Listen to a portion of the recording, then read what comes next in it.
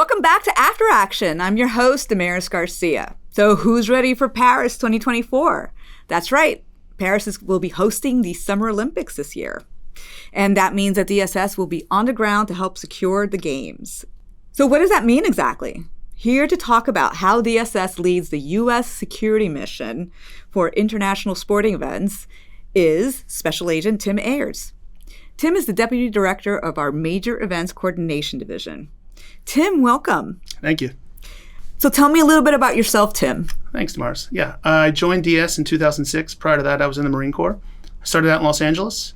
I did several overseas tours, such as Erbil, Iraq, Bogota, Colombia, New Delhi, India. Then I came back to the U.S., did a couple more assignments, and then I joined Major Events in 2020. Oh, okay, great. And can you go a little bit into what DSS does as far as security for the Olympics? Yeah, sure. DS is the chair of a larger organization called the International Security Event Group.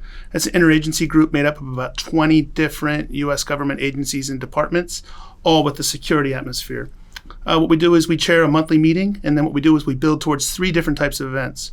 One is a Tier 1 event, which is the Olympics, Winter Olympics, the Men's and Women's World Cups, the Pan Am Games. Those are events with a lot of fans, a lot of media attention, a lot of international attention. We also do the political events, which we gauge as Tier 2 or Tier 3 events, and those are things like G7, G20, ASEAN, APEC, and the Climate Change Conference.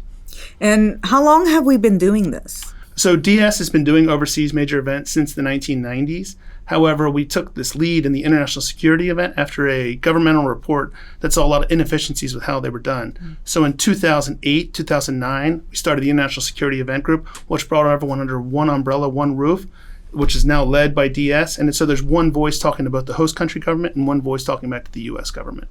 So who specifically in DSS supports these events? So we start out with DS Major Events. DS Major Events usually sends out an Olympic security coordinator 2 years in advance of the actual event. So for Paris, we sent out 2 DS agents, an Olympic security coordinator, and a deputy Olympic security coordinator in 2022, and they started the planning. You have DS Major Events, which runs the Joint Operations Center. It's supported by several offices in DS Threat Intelligence and Assessments, DS Public Affairs, DS OSAC, the Overseas Security Advisory Council, REACH, that's for the IRM needs, Protective Technology Branch, and then you also have, on the state side, you have Consular, ACS, looking at all of the American citizens that travel to these events. And you mentioned the Joint Operations Center. So is there a specific technical setup that's required at these events? Yeah, so we always try and house everything we do inside a U.S. government facility, both for cost and for ease and for the amount of information sharing we're going to do. So we set up a Joint Operations Center inside either the U.S. Embassy or U.S. Consulate, whichever is closest to the event. For Paris, we're going to set up in U.S. Embassy Paris. But for instance, at the Women's World Cup last year, we set up in Consulate Sydney. And we're looking for a large space so we can have a lot of U.S. government personnel housed in there, sharing information using U.S. government systems, and also be able to talk about more sensitive information. You mentioned that you have agents there since 2022. And how long are we in the country actually supporting these events? So for the Olympics itself, we'll begin the JOC setup about a month and a half before the Olympics starts. However, we'll send the people out in 3 different tranches. We'll send out a group of field liaison officers. These are all the DS agents that are going to be serving with U.S. Olympic and Paralympic Committee teams. That's all your U.S. teams that are out there. Mm-hmm. Some will be assigned to the venues those teams will act in. Some will be assigned with the teams themselves. And that all comes from a memorandum of understanding that DS has with the U.S. Olympic Paralympic Committee. So they'll come out several weeks beforehand. They'll do some training in the U.S. Embassy, and then they're going to go out to all their teams out in the field. Then we have another setup, which is MEC internal, Major Events internal, and they come in and they kind of set up a lot of the admin and logistics. And then we do have the Joint Operations Center, and that's all that DS personnel and the interagency personnel that staffs that Joint Operations Center. Okay, interagency. Let's talk a little bit about that. So who all is involved in this effort?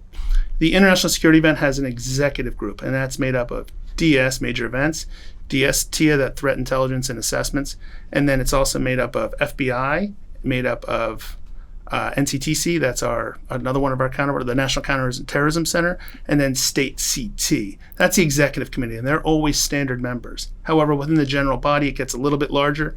You always have members of Department of Homeland Security. That is TSA, it's ICE, and it's also a new member that now joins us. It's called the Cybersecurity Infrastructure Security Agency, CISA, and they're now a big part of our JOC as well. On top of that, we also have American Citizen Services, You have NGA, National Geospatial Intelligence Agency, and you have a number of other agencies that might come in based on what the event might be. And in your opinion, what's the major threat that we have at Olympic events like these? Sure. So we prepare for the catastrophic. So if there's some kind of great sort of counterterrorism incident that might happen, that's what we're prepared for. However, what you see more often are things that are like riots, protests, crowd control, and people being robbed and things like that. At the Pan Am Games this past year in Santiago, Chile, we probably had a robbery every other day, not just of American citizens, but also crime that happened to Chileans that got reported back to us, and also actually to U.S. Olympic Paralympic athletes as well. And since you have this inside view on what's going on over there, I'm sure you have some great stories. Is there something that you can share with us? Yeah, sure. Last year during the Women's World Cup, we had there was an active shooter situation that happened in the hotel right next door to where the U.S. women's soccer team was staying. Oh, wow. Fortunately, we had a New Zealand police officer that was embedded with our U.S. national women's team. They reported back to our field liaison officers, that's a DS agents that were embedded.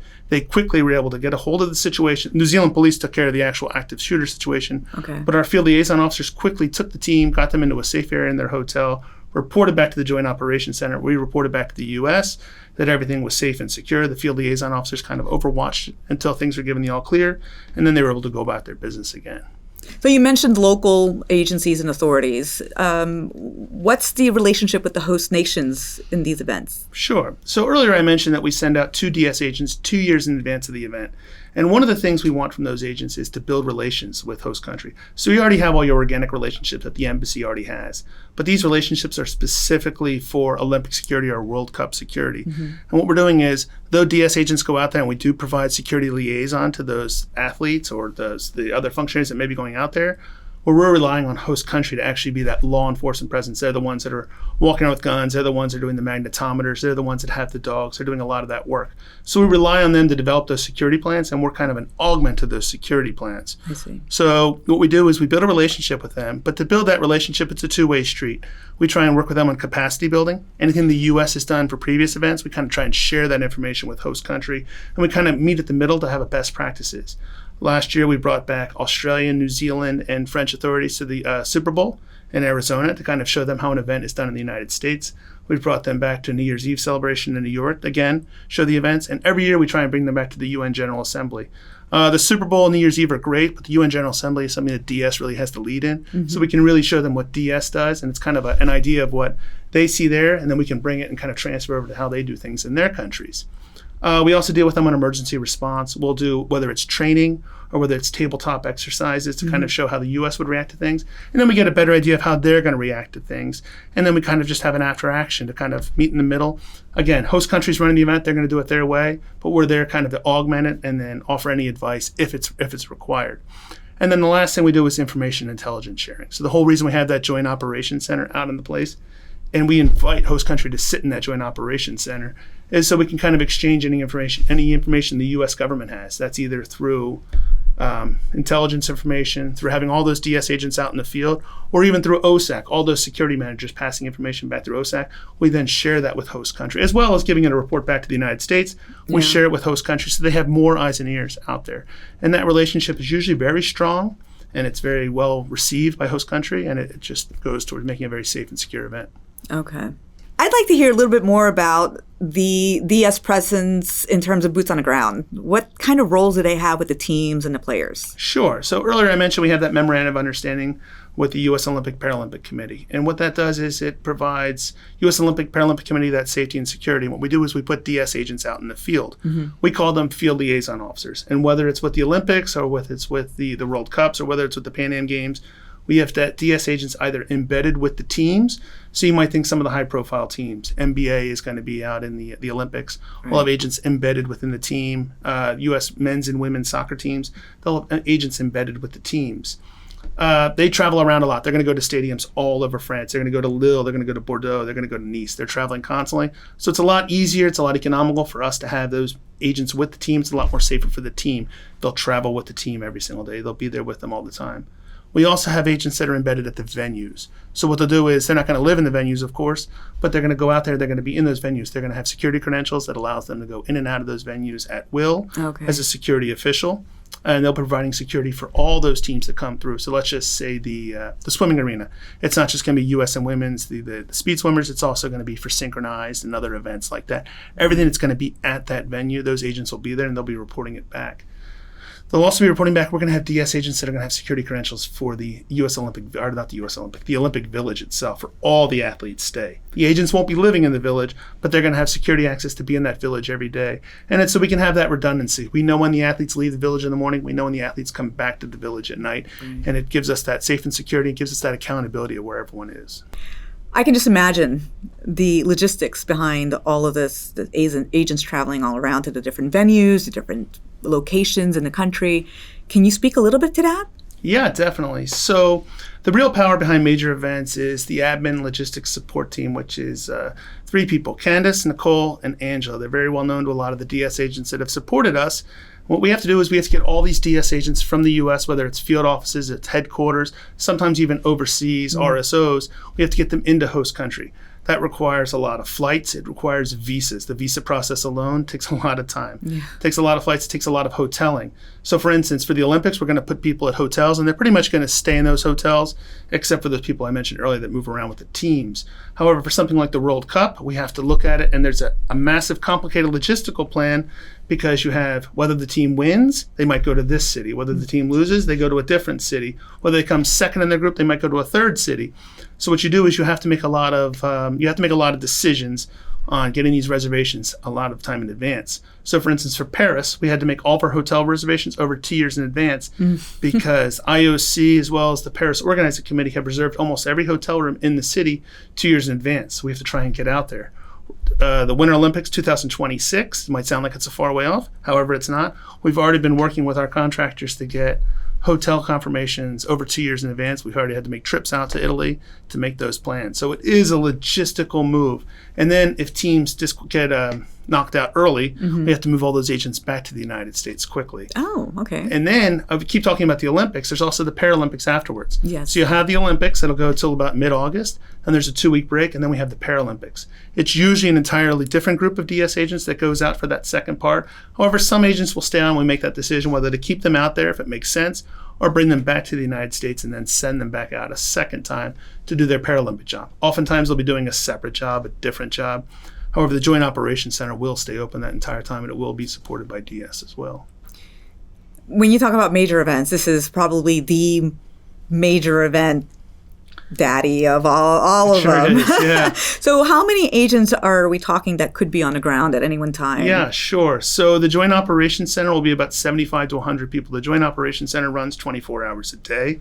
It's fully staffed for most of that day. In the evening time, sometimes it cuts down to a more skeleton crew, but DS agents will always be staffing that Joint Operations Center. Then out in the field, you can have anywhere between 50 and 70 DS agents that are deployed out to the field, out with those U.S. Olympic and Paralympic teams.